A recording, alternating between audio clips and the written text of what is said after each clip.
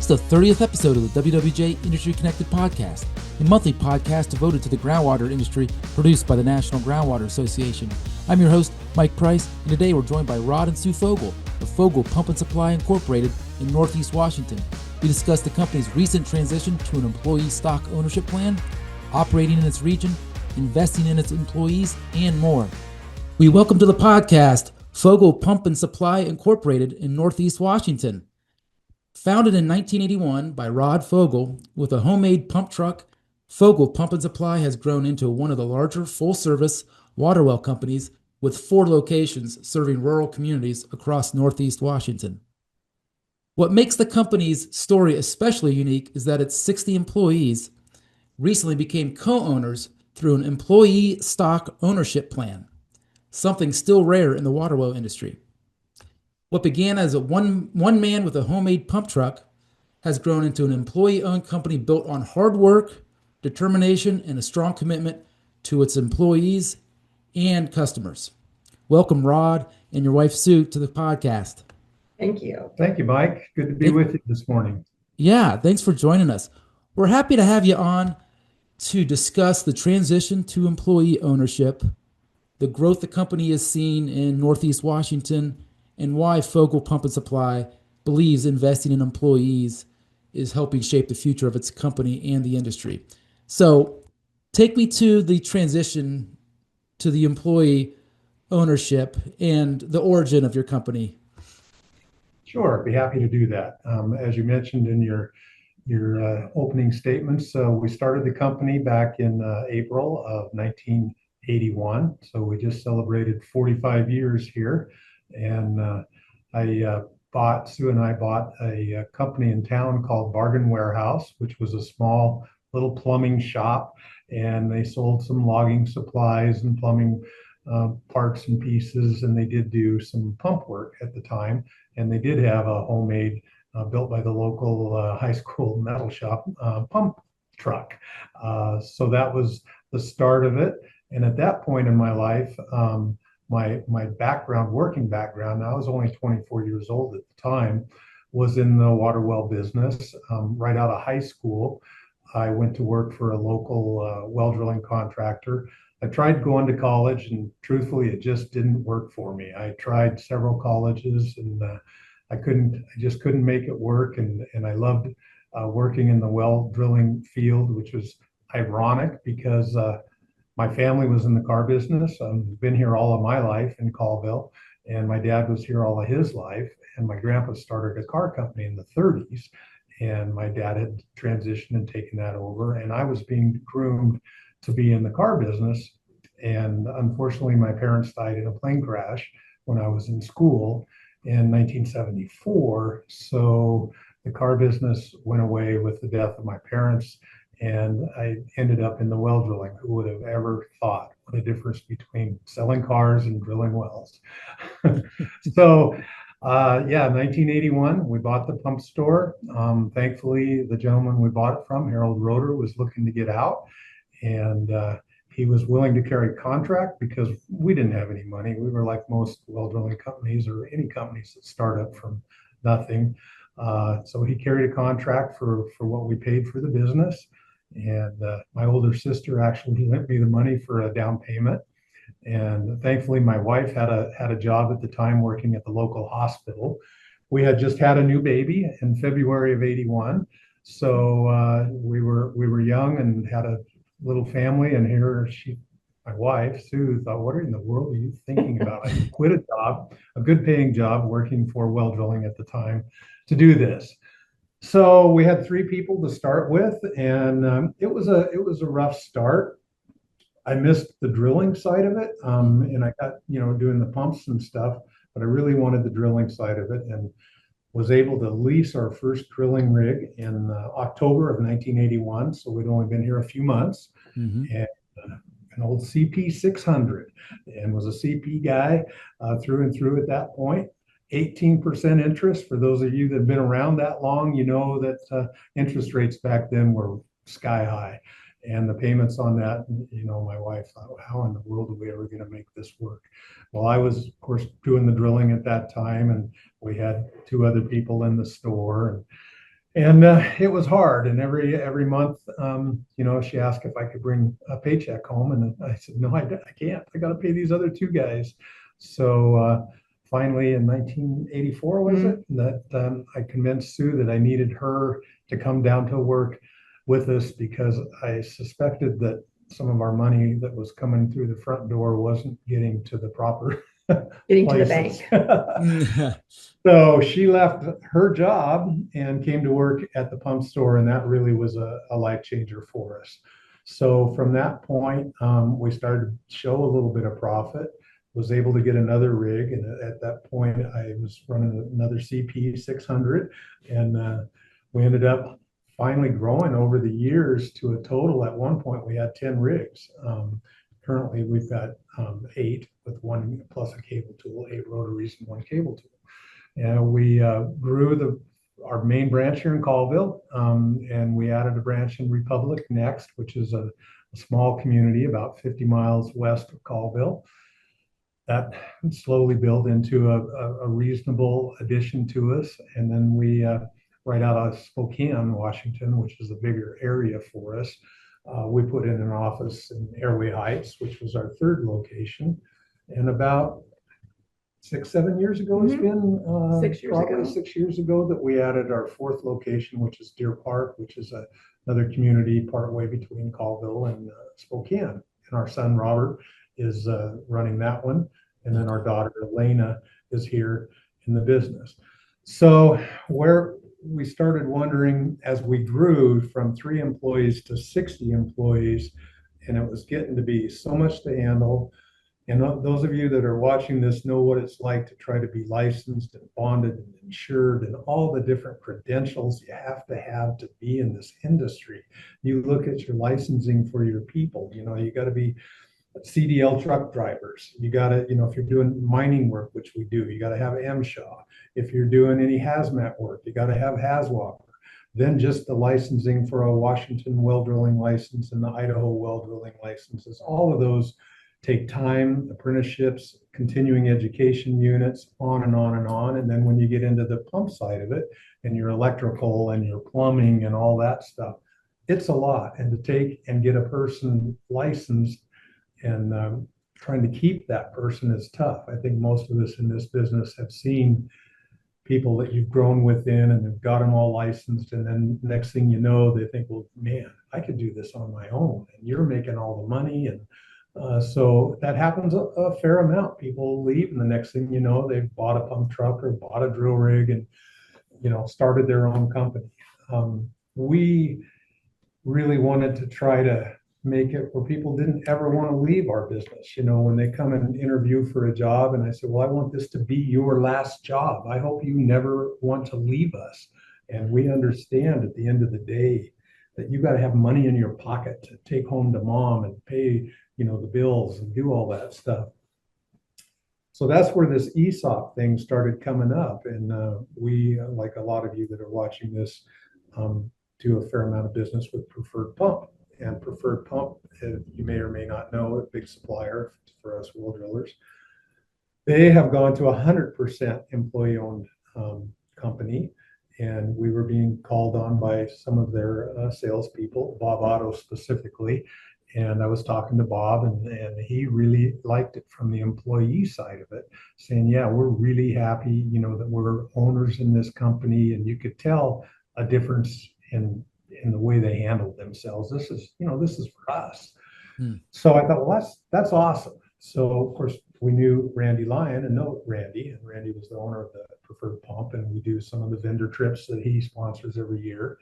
And I got a chance to visit with Randy, Sue and I, a little bit to say, well, from your perspective, and we're nothing compared to Randy as far as the size of our company, et cetera. But how did that work for you from the ownership? Was that a good thing? And he goes, I'm really, really happy with it. So I thought, well, that's a good endorsement. I've heard it from the employees. I've heard it from the owner. Randy suggested a company that specializes in ESOPs, and they're called Minkey. They were out of California, so we had an initial phone call with Minkey because the employee model the employee ownership model does not fit every company. There's a lot of T's to cross, I's to dot, the financing behind it and all that stuff. So we had our initial calls and answered their questions and supplied the information. And they came back and said, we think that would work in your company's example. And here's how it would work. There's a formula that you use based on your payroll that you pay out every year and what have you. Okay. So about 6 years ago, when we decided that we were going to do this, we started funding it. So the money is put into a trust by the company, into a trust for the employees. And even if you don't exercise and pull the trigger and formally sell the stock, that money is theirs. Once you've taken it and put it in their trust account, if you decide later that I don't want to do this employee thing, we're just going to keep the company, the 100% of the company, that money still goes to them. But in our case, we spent the 6 years, we talked about it with our daughter Elena and our son Robert that have come into the business. And we all agreed that we wanted to sell a portion of the company. So you have that choice. You don't have to go 100% employee owned. We chose to go 49% employee owned, leaving the 51% at some point when our final transition happens to the next generation, being our kids. They'll have the 51%, and they may or may not decide down the road to transition that into the employees. So as of April 30th of this year is when we pulled the trigger and closed on the ESOP and actually sold the stock. The money that was in the trust for the employees was used to buy the 49% from Sue and I. And again, there's a formula involved for the employee as to how much of it they get, et cetera, et cetera. Our thinking behind that is it's going to help keep our employees. They're going to take ownership in not only the equipment, we all know what this equipment costs and we all want to keep it up and take care of it. And the customer, all of us know without a customer, we wouldn't have anything. But without an employee, we wouldn't have anything either. So at the end of the day, we need good employees and we need good customers. And we felt this was going to help accomplish both of those things. Well, congratulations. What an accomplishment and a peace of mind, I'm sure, moving forward with the future of the company. Did you say 6 years it took? Yeah, and that's not researching. That's not a requirement. You can do it at any point. Obviously, the longer you do it and the longer that you put money into that trust account, the less that you have to finance for the employees. Because of course the company has to be valued and you actually have to have it valued from the owner's perspective, but then you also have to have another party come in and appraise the business for the employees to make sure that, as the owner, you didn't, throw out some bogus number. So it has to be done properly that way. And then if there's enough money in the trust account, of course, they can just cash out the stock. If there isn't enough, then the sellers, being Sue and I in this case, can carry a contract, and that's all negotiated through the ESOP people that you hire to represent your employees. So the longer you put the money in, the more money accumulates, the more opportunity you have to not have to carry a big contract. We could have done it after the first year, second year, whatever, but we wanted to do it long enough that basically put enough money to more or less cash out the employees. Okay.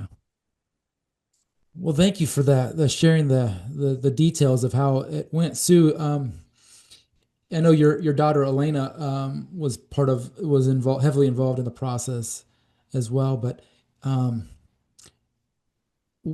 any practical takeaways from your perspective through the process that would be helpful for anyone in the industry considering an ESOP?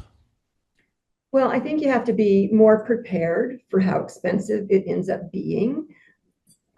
We didn't know what we didn't know. And so, we didn't know how much it was going to cost us, Fogle Pump, to make that transition. So the Menke Group, they are an expense.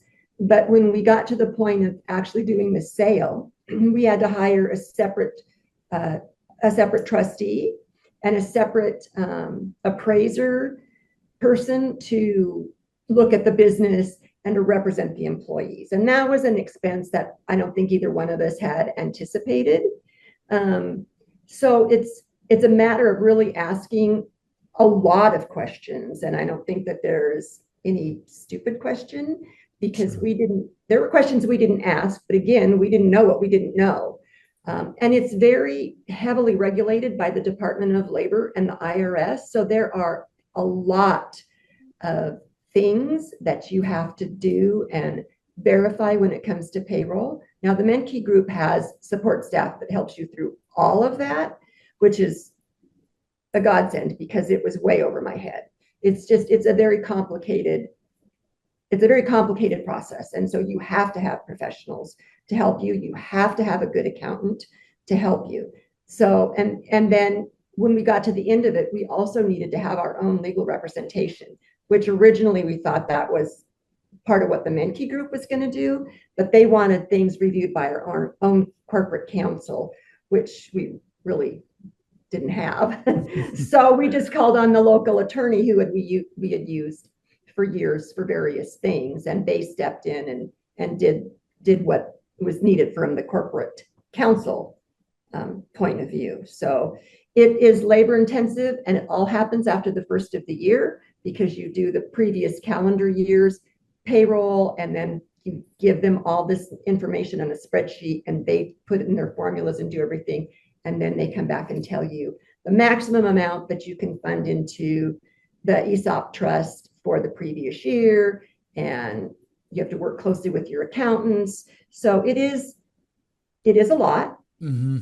It is a lot. But I think in the long run, if your company qualifies for something like this, I think it's very beneficial. Because like Rod said, one of the things that we wanted to do was provide stability for our company, for our employees, and for the communities that we serve. And this helps to do that. Uh-huh. And have you noticed the pep in the step of your employees since April 30th? Yeah. And one of the things that they did as a group, they kind of restructured the company, reorganized the company. And they have, I don't know what they're calling their team, but they have brought in a team of long-term employees, like an advisory team, okay, that are they review a lot more things. And it's not just Rod and I making decisions anymore.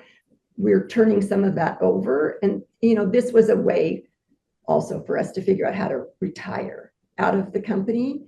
And so they built teams, and they're doing a great job with all of those things. They're doing a lot of things that we never did, having weekly conference calls with the teams and the different staff, the different support staff. So everybody's on the same page, doing the same things, understanding all of the workings of the business. And they're going to also start having owner calls.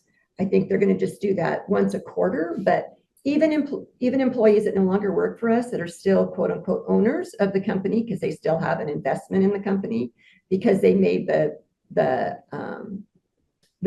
investment, they were invested in the company. uh-huh. They're going to be included on the calls also, even though they don't work here anymore. They've retired out of the business, but just to update them on how the business is doing, where it's going, and what it's looking like for the future. And one of the things with that, Mike, I might add, is that when you asked if we've noticed a difference, I think before we started the recording here, we mentioned about the Homestead Rescue Program, which is on the Discovery Channel. And our team, the kids, all got together with their management team to talk about this, because a local young couple was selected by this TV show to receive water on their property and do all this. Well, once they've done that, then they have to go out and find a contractor that's willing to step in and donate a well for the people to be featured on the TV show. So Sue and I really weren't that involved with it. And the team decided that it was worthwhile to them, and they chose to go ahead and donate. In fact, I was telling you that Marty, the lead guy from the TV show, was here this morning just finishing up, but we finished the well yesterday. The film crew's here. They're finishing filming tomorrow. They put the pump in last night. They're digging water lines today. So that's something that our team, being co-owners of it now, and like Elena sent out a company-wide email this morning, hey, we didn't make any money on this particular job, but I sure feel good about this and proud about this and stuff. So it's nice to see that from the crew and the people. They were all pretty giddy about it. I think they think they're famous. And when will that air? Tell our viewers. They're telling us that they think that'll air in October. So it'll be Homestead Rescue on the Discovery Channel sometime in October was when we'll be featured. And they've had a number of other well drillers, unbeknownst to me, because honestly, I hadn't seen the show. But they're based out of Alaska. Now, though. We've seen it now. We've seen it now. Excellent. Well, boy, you've taken us through the growth of the company now, 4 locations. The growth you see in your area in Northeast Washington, can you touch on how that impacted the ESOP decision moving forward? Just the growth there in your region and the work you foresee? Yeah, and it's really been a roller coaster ride. And I think most of us in this industry ride that same roller coaster. It's always fun when you go to the bank and you're looking to borrow money and they want you to forecast, this is what you did this year, how many wells are you going to drill next year, and that kind of thing. We all know if the phone doesn't ring, we're not going to sell a well. So, we've got the history of the company being 45 years old, and we kind of know what it is, but there's so many different things that can come up, like COVID, for an example. When we all went through COVID, nobody knew what that was going to do to our industry. In our case, it ended up being a boon to the industry, because what had happened is so many people could work from home, and they moved to our area of the world because they like to live here. So we had a huge influx of people that were buying properties and needing wells and stuff. So we were busier than we had ever been in all of our years. And I would have never, ever foreseen that. First, when COVID first happened, everybody's like, oh my God, the sky's falling. What are we going to do? And there was I'm sure all of us that went through it would have never believed we'd have gone through something like that. Well, since post-COVID now, business has got back more to normal. And as far as trying to speculate on the growth and everything, the area that we cover, the northern part of Idaho and all of Northeast Washington, it's fairly steady. It's not growing like it was. There was many years, we went through the really tough years in the early 80s and stuff. And then every year after that, we grew, and every year was our best year up until about 2007 and 8, when it really took a hit again. And that's when it really got rough for us here anyway. And we survived that, thankfully, because we've been in business a long time. And fortunately, Sue had done a good job of keeping some money set aside, which we went through a pile of through those years, and recovered. And then it grew back again. And now we've been kind of, I'll call it flatlined. I mean, it's good, but it's not growing. And I don't foresee anything that's going to change that in the foreseeable future, unless we have another COVID or something. I hope to God not. So I would say just steady with it. We're trying to hold in that 5-6% growth. But again, if people don't call us, it's like, okay, how do you go out and sell a well? If people don't need a well, they don't need a well. I think one of the things with the ESOP that hopefully when the communities start realizing that it's partially employee owned, they'll understand that money really is staying in their community with their neighbors. And it's not just coming to some corporation. It's really staying with their neighbors and their families and the investment that we're making in that community. And that, as opposed to going to a competitor, will draw them more to us so that they will support the company and support the co-owners who are the employees. Right. And that speaks to staying within your community. You know, you have a reputation for being community minded, um, represented in your community with your name, your brand name, and just how much pride you take in your community.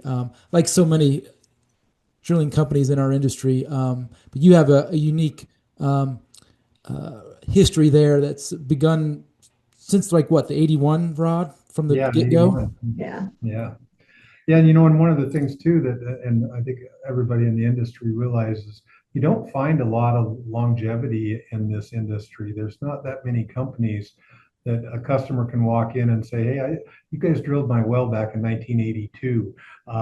Do you have that?" Oh yeah, we know how deep it is. We got the records. And of course, now you can go online to Ecology and stuff. But as far as the pump records, we know what it is. We've been there. We put it in. Blah blah blah. And I think that's worth a lot. And when you have these upstart companies, there's a lot of them that make it a year, 2 years, 3 years, maybe 4 years, 5 years. There's not very many of them that are here 45 years. And typically, when you get a new company that starts out, be it whether it was one of your former employees or not, it doesn't matter. They know what everybody's charging in the industry, and their business model is to go out and be cheaper. That's how they get work. They go out there, and the only thing they know to do is, well, this guy's charging X number of dollars a foot, so I'm going to charge less. They don't know what it costs them. They don't look at that side of it. They just know I got to be cheaper, and that's what they do. Well, then their rig breaks down, and all of a sudden they got a $40,000 compressor or something. They don't have the money, and the next thing you know, they're gone. But in the meantime, you get the customers that are money conscious, which we all are on a budget, and they think, well, Joe's well drilling service is going to do it for, 20% less than you. So we've never been the cheapest. We've always given a very good product at a very good, fair, competitive price. But, if you're driven to be just want the cheapest guy out there, and I tell my customers that, I'm not your guy. Yeah, that's well said. That's unfortunately a part of our industry is racing to the bottom, Yeah. Yeah. more or less. Um, okay, so lastly, you've invested in your employees to help shape the future of the company and the industry. Um, like you said, happy employees, happy customers. It comes down to those two things. Um, Workforce development. How have you gone about training and retaining quality employees to have that one side of the equation, having good employees? Because that is, as you know, the number one concern uh, issue in our industry. Yeah, and there's a lot to that too, and our daughter's done a really good job with that. We have good incentive programs for everybody. When they start at whatever level. We provide the training and the CEUs and what have you. And every time they move up the ladder, be it getting a CDL license or getting an apprentice driller's license or whatever, they get a pay motivation. They get an increase in pay. They get that kind of thing. So those money incentives, money talks, kind of thing. So a lot of that is with that. We've tried to do some apprenticeshiping with local schooling and stuff to offer them. Hey, we will get you a truck driver's license. We will get you this stuff if you will give us a few years of employment. And then we hope in those few years that you owe us for getting you these credentials, we're going to make you realize that you don't want to leave here, that you want to stay here and make this your career. And that's been fairly successful for us. We have found now that with this employee ownership and stuff, we've had a lot of phone calls coming in from competitors' employees saying, hey, are you hiring? And we don't actively like to go and try to steal people. So we don't usually do that. But if you have people come to you that says, I am leaving this guy and here's what I've got, and I think I want to come to work for you, obviously, yes, we'll listen to that. But like I say, we don't want to go and steal people. But that happens in this industry too, and it happens a lot. And again, it's a money thing. Well, you're making $35 an hour over there. I'll give you 38 to come to work for me. We try to build a desire. We try to put really good benefits for a small company to be able to supply, medical and all the stuff that's so expensive. Oh my gosh. Yeah. So we try to put all those pieces together and we do the best that we can with it. You can only afford so much. At the end of the day, we all know you have to make a buck. At the end of the day, you have to make a buck or you aren't going to be here. Right. We are in a rural community, Colville and Republic. And so some of the young people here, they don't always have a lot of options. Our counties are some of the poorer counties in the state of Washington.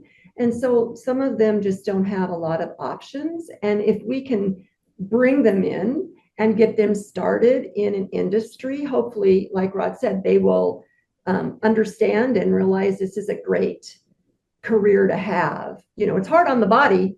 It's hard on the body when you go out there and work in the elements day after day. And, I don't work outside the office, so I don't really know, but I can tell, oh, I'm getting stiff just sitting here. I need to be working. So, hopefully we are reaching some of those people to encourage them to investigate into the industry.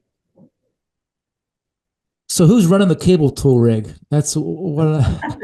Boy, all the rotary drillers, which that's what I am. I've been around the cable tool a little bit, but all of us just go, oh my God, I don't want to run that kind of thing. And we had a guy by the name of Jim Noonan who started when he was 16 and he worked for us until he was in his late 70s. And we've got some of our drillers that are capable of running the cable tool. And we frankly just use it for specialized jobs, which there is a time and place that a cable tool does do pretty well. But for day to go out and drill water wells, it's just so antiquated and so slow. It works. It does work. There's no question about that. But so we've got a couple of qualified guys, but that rig gets used the least of the ones in the fleet. Well, can you leave us too now with just lasting thoughts on 45-year legacy, business legacy, the top business lessons learned that you'd like to share with us? Well, unfortunately, one of the things is the day of the handshake that all of us drillers those days are behind us. You need to have contracts now. You need to have them well done. You need to protect yourself, but you also need to protect your customer. And I think that one of the big things I always say too is you want to treat people the way that you want to be treated, and you need to live with that. And I think that's what's helped us grow is that we're honest. We do what we say we're going to do. And there's a lot of times in this business, it's really tough because you don't get the water that you want. We've got some tough areas here that the wells are deep, very low producing. And, some customers, oh, you're just paid by the foot. And, your guys just want to go deep and all that kind of thing, which is not true. And I've always said, if I ever had a driller out there that I know purposely went deeper than they needed to or sealed the water off with the casing to get to the bedrock when there was usable water, I would fire. That is not going to fly. We do not work that way. And when I hear that, somebody saying that about a competitor or whatever, I don't believe it in their case either. I don't think any of us are out there trying to do that. We want to get good water. We want a happy customer. We want them to build a dream home, and we want to part friends. So it's a tough industry, though. We all know that. Sometimes stuff goes wrong. And I'd say don't take your eye off the finances. The receivables and the payables, don't take your eye. If you're the owner, don't take your eye off of that. Don't sell yourself short either. Charge what we're worth. Yeah. This industry, you look at the credentials that these guys have out there. Don't be embarrassed to go out there and charge what we're worth. We are worth that. You guys are worth that. Get what you don't have to rape your customer. Be fair, but the Sears repairman pulls up in an old van or Joe's Plumber, and they're getting $150 an hour or whatever. Most of them don't have any licenses or anything. We all know now a new pump truck, you're spending $250,000 on a pump truck. You put 2 licensed guys on that truck. What is that worth? You take $1 million drill rig out there, so. And a lot of times the customer just sees one thing and they don't take into account all of the things that it takes to get that drill rig or that pump truck out there. The commercial insurance, the fuel and the labor and all the employee benefits and the training, all those things that follow that piece of equipment out to the job site. It's not just those 2 employees and that piece of equipment. There's a whole big balloon of stuff that follows them around. Rod and Sue, congrats on the achievement of the ESOP. Thank you, Mike. Thank you so much for your time today. Enjoyed it. All the best. Thank Okay, you. Same to you. Thanks for watching and listening to the WWJ Industry Connected podcast. We'll be back next month with a brand new episode, so be sure to like and subscribe to the podcast on your favorite podcast platform. We're on all the major platforms, so it'll be easy to find us. And visit wateroiljournal.com for the latest expert columns, feature articles, videos, and news covering the groundwater industry. So one more time for Rod, Sue, and I, thank you for watching and listening, and we'll see you next time.